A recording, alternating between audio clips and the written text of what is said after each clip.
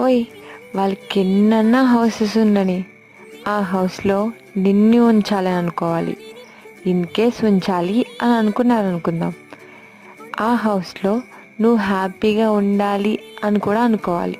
In case అది కూడా అనుకున్నారనుకుందాం, అలా హ్యాపీగా ఉండడానికి వాళ్ళు ఏదో ఒకటి చేయాలి కదా.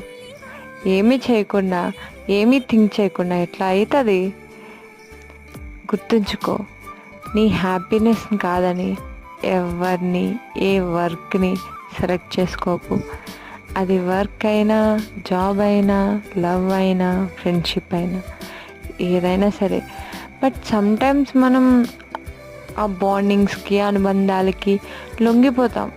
కానీ అది సమ్టైమ్స్ లాగే ఉండాలి, కానీ అదే అలవాటు అవ్వకూడదు అబ్బా. తర్వాత రిగ్రెట్ అవ్వకూడదు. ఓకేనా?